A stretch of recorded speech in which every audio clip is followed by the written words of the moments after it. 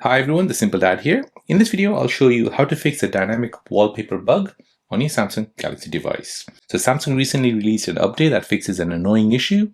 So dynamic wallpaper would randomly reset back to the default wallpaper after a few hours or the next day. So if you like to go ahead and choose this new dynamic wallpapers, which are available in One UI 8, and when you go ahead and set any of these, once you set this, after a day or two, the wallpaper basically reverts back to your default wallpaper.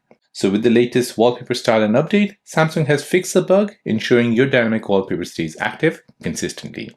So to update this, you want to go ahead and open up the Samsung store. Now in the Samsung store, you want to go ahead and search for Samsung wallpaper. And here you need to go ahead and make sure this has been updated to version 2.5.81.1. Now once that's updated, go ahead and update your wallpaper with the dynamic wallpaper.